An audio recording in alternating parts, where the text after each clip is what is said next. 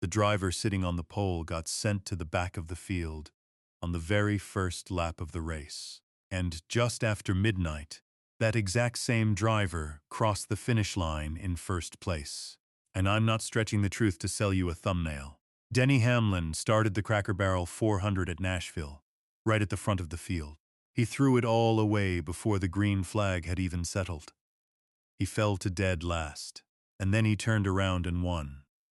At the one racetrack that kept telling him no. So how does something like that actually happen? How does a man beat a penalty, beat a late race caution that came out of nowhere, beat his own teammates 3 wide on the final lap, and conquer a racetrack that had refused to let him win? All in the same night, all in the span of 3 hours. That's exactly what we're breaking down today. Stick with me all the way to the end, because the final lap is absolutely nobody saw coming. And it's the kind of move that gets a driver remembered. If you're the kind of NASCAR fan who wants the real story, the actual details, not some recycled lines slapped on a screen, then do me one quick favor before we get into it, and hit that subscribe button. It's free, it takes 1 second, and it's the single biggest thing that keeps this channel going. Alright, let's rewind to the very beginning. To the moment it all almost fell apart before it even started. First, you have to understand what kind of weekend this already was. For the second Sunday in a row, the weather refused to cooperate. Rain washed out qualifying completely, which meant the starting lineup wasn't set on the track at all. It was set by NASCAR's metric formula straight out of the rule book. And when those numbers were run, the man they put on the pole was Denny Hamlin. Think about how perfect that was for him. Nashville Superspeedway is a flat, abrasive concrete oval where clean air and track position are worth their weight in gold. Passing is genuinely difficult here. The driver out front in clean air has a massive advantage, and the cars stuck in the pack chew up their tires fighting through traffic. Starting first at a place like this isn't just nice. It's close to the whole ball game, and there was a bigger picture hanging over all of it too. This was the 14th race of the 2026 season, the one that kicks off the second half of the year. Hamlin came into the night, sitting second in the championship, chasing a runaway points leader in Tyler Reddick. For a driver carrying the weight he carries, and we'll get to exactly what weight is later, a win here mattered enormously. He had the perfect car, the perfect spot, on a night that could swing his entire season, and he gave it all away in about 3 seconds. Here's what happened. As the field rolled down toward the line to take the green flag and officially start the race, Denny Hamlin got on the gas too early. He jumped it, accelerated before he reached the restart zone, before he was allowed to, and NASCAR officials did not hesitate for a single second. The verdict came down almost instantly. Pit road pass-through penalty. That meant Hamlin had to abandon the lead, peel off down pit road at reduced speed, while entire field thunderpassed him on the racetrack, and rejoin at the very back of the running order. In the blink of an eye, the pole sitter, the man with the best seat in the house, was buried at the tail end of the field, staring at the bumpers of nearly 40 cars. Now here's the part that turns this from a simple mistake into something almost cruel. Denny Hamlin has spent this entire 2026 season openly, publicly beating himself up over one specific weakness: restarts. He's admitted it over and over again. But restarts have been the soft spot in his game all year. The thing costing him positions, thing he can't quite get right. And what was the very first restart of the night? The one that wiped out his perfect starting position, threw him to the back. A restart put Denny Hamlin in the deepest hole of his night. Burn it into your memory, because a restart is also going to be the exact thing that drags him back out. But put yourself in that car for a second. You had the best starting spot in the field. You just threw it away on lap 1. On the one mistake you've been criticizing yourself for all season. You're dead last at a track where passing is brutal. What do? Here's what separates a champion-level veteran from everybody else. He didn't panic. He didn't try to make all of it back in 10 angry laps. He didn't overdrive the car, burn up his tires, and slap the wall trying to force the issue. He did the opposite. He got patient. He got methodical. He managed his tires on that abrasive concrete. Moments. And started carving his way back through the field one position at a time. The hard way. The only way Nashville allows. And slowly, lap after lap, stage after stage, it started to work. He climbed out of the back, into the top 15, into the top 10. And then in the final stage of the race, something genuinely remarkable happened. The car that had started the night in dead last was now leading the Cracker Barrel 400. He was back in front. Frankly, like the fastest car on the entire property. The comeback was nearly complete, and the trophy was right there in front of him. And then, with just 12 to go, the entire race got turned upside down all over again. And this time, it had absolutely nothing to do with Denny Hamlin, because here's the twist most people forget. In those final laps, it wasn't even Hamlin who looked like the winner. It was his teammate. It's for Bell. Bell had powered his way past Zane Smith and simply checked out. He was pulling away from the field, completely unchallenged, looking every single inch like a man who was about to drive straight into victory lane without breaking a sweat. Behind him, another driver, Chase Briscoe, had surged all the way up to second. But Briscoe wasn't catching Bell. Nobody was. Bell had it. And this is where the storyline gets even richer. Because Christopher Bell and Chase Briscoe and Denny Hamlin all drive for the same team, Joe Gibbs Racing. So the front of the field was set to be all in the family affair. Teammates, all chasing the same prize, all in the same colors, on a night when only one of them could win. Bell was the man in control. The race looked decided. The story looked like it was going to be about Bell finally closing one out. And then one tire changed everything. With 12 laps remaining, Chris Buescher cut a right front tire. The car got away from him and slid hard into the outer wall coming through turn 3.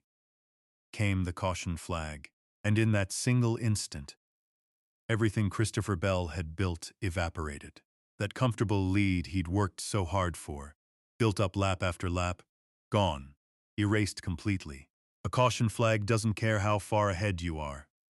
It bunches the entire field right back up nose to tail and hands everyone behind you a brand new shot. So a race that had basically been decided was suddenly nothing of the sort. It had just been transformed into a 4-lap, flat-out sprint to the checkered flag. All that patience and strategy wiped away, replaced by a 4-lap fistfight. And that fight set up a scenario that Joe Gibbs Racing almost never gets to witness. 3 of its own cars, lined up nose to tail, about to go to war with each other for the win. Bell, who'd just had it stolen by circumstance. Briscoe, sensing his opening.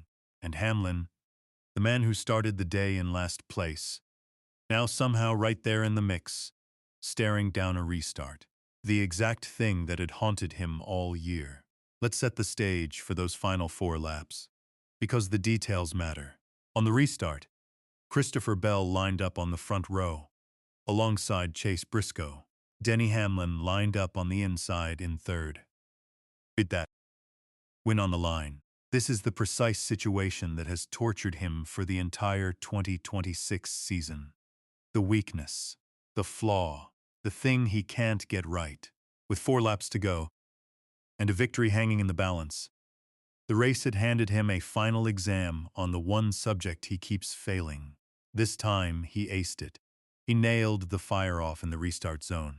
Perfectly timed, perfectly executed, no hesitation. He shot forward and drove straight up to the back of Christopher Bell's bumper. Then immediately dove down to the inside of turn 1. Lap after lap, the two of them went at it hammer and tongs. Hamlin underneath on the bottom lane, Bell defending up high, and Briscoe stalking both of them from just behind. waiting like a hawk for either driver to make the slightest mistake. Nobody flinched. Nobody lifted. They were going to settle this on the very last lap. Coming to the white flag, 1 lap to go, all 3 of them fanned out completely side by side. 3 wide. Hamlin, Bell, and Briscoe. 3 Joe Gibbs racing cars lined up door to door to door. 3 teammates with a win on the line, and not one single inch of give between any of them. And this is the moment. This is where Denny Hamlin did the thing that only the truly great ones can do. He got himself locked onto the back of Bell's car and hit him with a side draft going down the backstretch. Now, if you don't know what that is, a side draft is when you pull your car up alongside and just slightly behind another, and you use the air coming off your own car to disturb the air flowing over theirs. On a flat track like Nashville, where aerodynamics and momentum are everything, that disturbed air pulls the speed right off the other guy. It's not muscle, it's not horsepower, it's precision and feel and timing, and you have to be dead-on perfect to pull it off at full racing speed with 2 other cars packed inches away. Hamlin was perfect. That side draft pulled just enough speed off Bell, and it was all he needed. He cleared Bell heading into the corner, squared off the bottom lane, hung on, and dragged the number 11 car all the way to the checkered flag. The driver who started the day in dead last won the race. Let that sit for a second. Penalized on lap 1, sent to the back, and first across the line at the finish. And it wasn't just the fans who recognized what they'd witnessed. Up in the broadcast booth that night, sitting in as a guest analyst, was Mark Martin, a NASCAR Hall of Famer, a man who spent decades racing at the absolute highest level, and who has personally seen just about every great drive the sport has ever produced. Mark Martin called it the best version of Denny Hamlin he has ever seen. Stop and think about the weight of that sentence. This isn't a casual fan firing off a hot take. This is a Hall of Famer. Someone with the experience and the standing to actually make that judgment.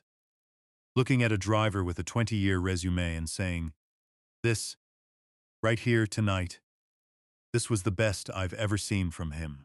When a man like Mark Martin says something like that, you put it in the record book, because the recovery, the patience, the execution on that final restart, the nerve to go 3 wide with everything on the line, and still find the winning move. That is a complete masterclass performance from green flag to checkered. Now let's pull back and talk about why this win matters so much more than just one trophy on one Sunday night. For years, Denny Hamlin has carried one of the most frustrating labels in all of motorsports. He is, statistically, one of the greatest drivers of his entire generation. Dozens upon dozens of victories, a constant threat, a perennial championship contender. And yet, across his entire career, he has never won a Cup Series championship. He's the brilliant driver who keeps coming up just short of the sport's ultimate prize. That's the weight he carries every single week. That's what's riding on a season like this one. So consider what this Nashville win actually represents. It's his 2nd points victory of the 26 seasons, his 3rd. If you count the All-Star race at Dover earlier in the year. By my count, it's the 62nd win of his Cup Series career. It keeps him firmly in 2nd place in the championship standings, locked in the title fight as the regular season turns toward its back half and rolls on next week to Michigan. But the trophy isn't even the real headline here. The headline is how he got it. He walked in as the betting favorite at the one track that kept eluding him. In the 6 runnings, Nashville's victory lane had always been just out of his reach, and he finally conquered it. He lost his track position on lap 1 to the exact mistake that's defined his whole season. And then he answered all of it. The deficit, the caution, his own teammates, the history, with a final lap that belongs in a highlight reel forever. Here's the line that says it all. The weakness that him is the weapon that won it. A restarts sent Denny Hamlin to the very back of the field at Nashville. The restart sent him to victory lane. Same night, same flaw, same driver, completely opposite ending. And I'd be doing this night a disservice if I didn't mention the cloud that hung over the entire sport this weekend. NASCAR is grieving right now. The garage Denny Hamlin walked through on Sunday is one that recently lost one of its giants. And Hamlin, who has shared in that world for the better part of 2 decades, felt it like everyone else did. This win didn't happen in a vacuum. It happened in a moment when the whole sport was carrying something heavy. And what Denny Hamlin chose to do in the second, right after he climbed out of that winning car, spoke louder than any trophy ceremony ever could. That's a story that deserves its own telling, and I'm not going to rush it here. So here's my question for you, and I genuinely want your answer down in the comments. Was this the single best drive of Denny Hamlin's entire career? Better than any of his biggest wins? Better even than a championship-clinching run would be? Because this is one I actually want to argue about with you. And if you saw what Hamlin did the very second he stepped out of that car, the quiet, emotional moment in victory lane that left the entire NASCAR world in tears, I broke it down in a separate video, and it's sitting right here on this channel waiting for you. Go watch that one next, and while you're at it, I also covered this exact race from Christopher Bell's side of the garage. The win that was sitting right there in his hands until that one cut tire ripped it away from him. Both of those are up now. Hamlin started the day in last place. He finished it in first, at the one track that never let him win. Let that one sit with you for a while.